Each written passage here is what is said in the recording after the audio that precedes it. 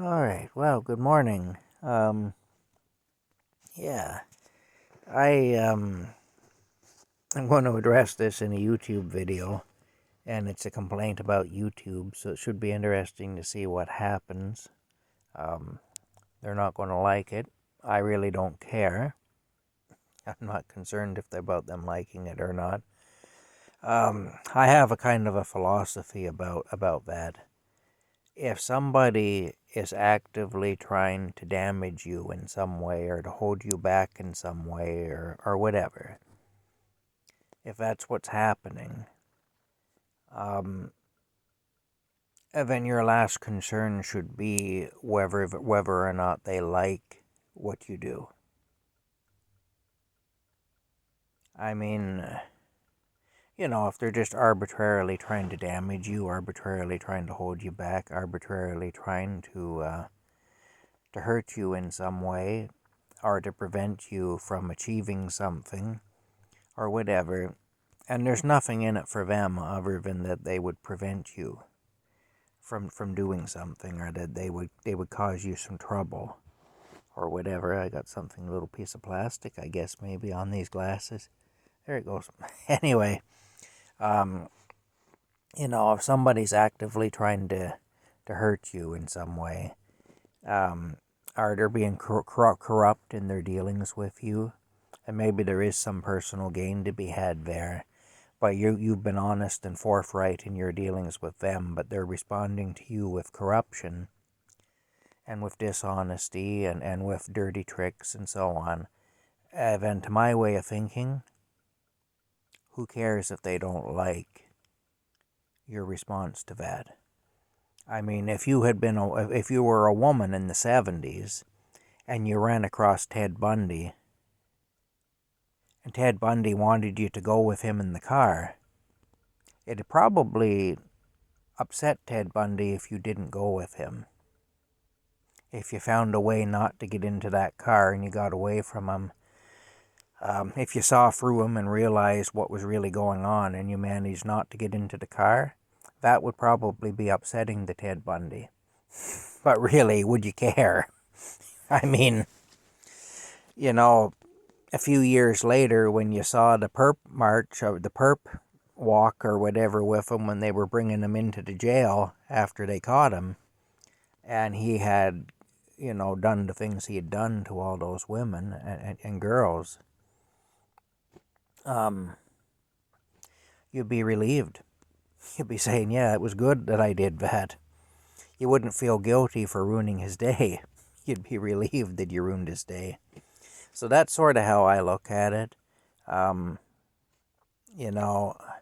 anyway, what's happening is I am very close to being able to monetize the channel. I've hemmed and hawed about it. I mean, I'm in bad financial shape here. I probably should monetize it if I can. But I've been hesitant to do it because I think that'd give them more incentive to take the channel away from me. And I probably have to give up a certain amount of freedom in the process if I agree to monetize, if I agree that I should monetize and I do that. And so I've been on the fence about it. I've kind of gone back and forth on it. I thought, well, maybe it could be a money maker for me. Maybe it could help me out in some ways. And that would be money I earned. That wouldn't be money that people were giving to me. It'd be money I was earning for what I was doing. But, so I wouldn't feel bad about taking that money. But here's the thing. I figured they probably would take my my channel away from me much more quickly if I do that. And so they'd have an incentive too, so as not to have to pay me. So, I kind of looked at it that way, like, I'm trying to get my glasses in a position here where you're not just looking at reflections from the windows in them. Anyway, here's the thing. They're messing with my numbers. They've been doing it all along, actually, but they're doing it big time now. I got up to 3,818 public watch hours. That's the amount of time that you out there watch my videos. Have been watching my videos. It's taken over a year to get there. but I got there. Now I need 4,000 public watch hours. So I was less than 200 public watch hours away from being able to monetize. I probably would have been able to monetize within 6 weeks. Realistically, it would happen within 6 weeks that I would be in a position where I could apply for monetization if I wish to. I still don't know if I would have or not, but I was seriously considering it, given what's going on with me right now. I was seriously considering taking a chance and actually putting in for monetization, even though the likelihood of me losing my channel altogether would be greater if I did that. But here's the thing. I was at 3,818. So I was less than 200 watch hours away from being able to monetize if I so chose. They've been deducting watch hours from me at an alarming rate over the last 3 days. I've lost 76 watch hours since Wednesday. Early this morning I checked, and I'm down now over the last 3 days from 3,818 public watch hours to 3,730 public watch hours. Now, even if you take into account the algorithm correcting or whatever for people who have watched multiple times the same video, which they don't really accept, each person's first view is counted in the watch hours. If you watch a video of mine 10 times, only the first view is to be counted. So anything that's coming from the same IP address doesn't count. So let's say if you watch my video and you get your husband or your wife to watch it, and then you get your grandma who's staying with you to watch it or whatever, it doesn't matter. Only the first watch will be counted. And sometimes watches do get through, so somebody like myself may get watch hours we're not entitled to. So the algorithm will correct for that. It'll say, it'll go through and it'll say, okay, there was multiple watches from the same IP address. We only consider the first watch for our numbers, so we're going to deduct the other watches. That can happen. Also, if I had any videos deleted recently, which I haven't, then any watch hours connected with them I would lose as well. But that hasn't happened, so that's not it. Even taking into account the possibility that multiple views may have happened from the same IP address, and they may have deducted some hours from my account for that, it still doesn't make sense. There's no way 76 watch hours were deducted in 3 days. That doesn't make any sense. See, the same thing happened with my shorts views. Early on in my channel with the shorts views, like with the music videos and stuff, I had 200,000 views. Now, they go by views, not watch hours, with the shorts. You need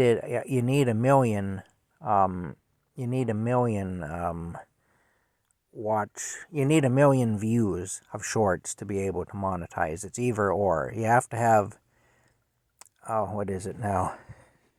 Subscribers. Okay, you have to have 1,000 or more subscribers. It has to be a combination of at least two of these things: 1,000 or more subscribers, 4,000 public watch hours. I'm just reading it off my other phone here, or 10 million views of public shorts. 10 million public shorts views. Well, I was up to 200,000 public shorts views very quickly. Like literally almost at the beginning of my channel, I was up to that. So the channel was doing really well. It was doing far better than I ever thought it would do myself. I was quite surprised by it. Well, all of a sudden they started deducting public watch views. They started deducting public shorts views And I went from 200,000 public shorts views down to, 30 some odd thousand public shorts views. And that's where it stayed. It doesn't matter how many people watch those shorts. I can never break the 40,000 view barrier. It's like they've capped it at 40,000 views and I can never break it. So right now I'm at 32,000 public shorts views. Yesterday I was at 33,000 public shorts views. There are times I've been up at 38, 39, 40,000 public shorts views, but I can't get above 40,000 public shorts views. As soon as it hits 40,000, they start deducting. So, now they're doing this with my, for the public watch hours, because I'm very close to making the public watch hours. So I think if they see it happening too quickly, they just start dropping your numbers, or they just arbitrarily take away from you. Right now on the channel, there's 2,274 subscribers. I've gained about 5 subscribers in the time that they've been deducting public watch hours from me in a big way since Wednesday. It was on Wednesday that this all started, that they started really taking public watch hours away from me. Anyway, so I've actually gained subscribers. My videos are active. The comment section shows that people are watching them, and so on. The statistics show that people are watching them. I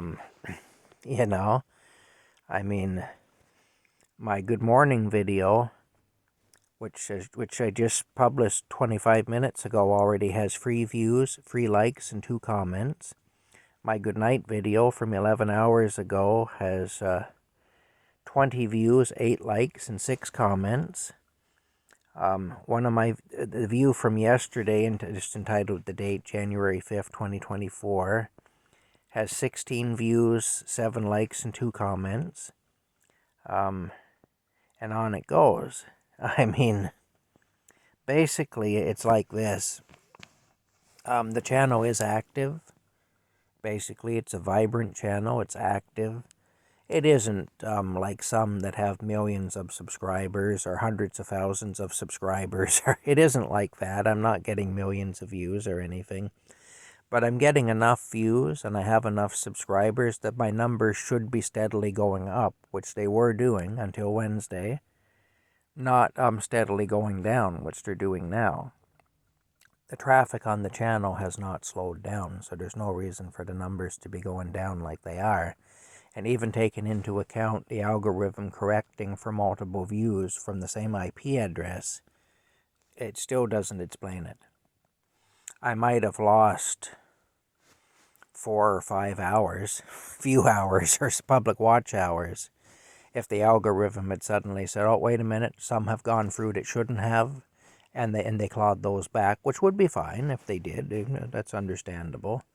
But that's not what's happening here. I've lost 76 public watch hours in 3 days. So they're purposely doing this because I'm close to being able to monetize. That's what's going on. Anyway, I just thought I'd share that with you. This is what we go through here when we make these videos. If I was doing it solely for the purpose of monetizing, I probably would give up on it. But, I mean, I'm doing it more to keep a record of my life as it is, what I'm going through now. I think this will be historically interesting. If Jesus doesn't come back before then, before it can become historically interesting, I look at it like we now watch things from the 1930s and it fascinates us, from the Depression. But in the 1930s, it would be boring. It's not something that would interest anybody, because that was just life at that time. I think that's how this is going to be. In 70, 80 years, if we're still around and doing things on the planet in 70 or 80 years, I think people will look back on what's happening with me now and others like me and they'll be fascinated by it. I also think that it's a kind of a record for my family. Even family members who aren't born yet can look back on this and say, okay, this guy was a relation of ours. This is how he was living. This is what was happening in his life at the time. Um, you know, um, Again, there's that. Also, I tell some stories that would be lost. When I die, some of these stories will be lost. Because in some cases, I'm the last one around who knows them. It's like I was the only person in the room at that time who's still alive, and that's literally true. I can think back at things that happened when I was a kid, and when I was a teenager, and when I was a young man, where I am literally the only person left who remembers that, because everybody else that was in the room when it happened has passed on. So, again, it's to keep the history alive. In a way, to keep the memories of those who have already been here and gone alive.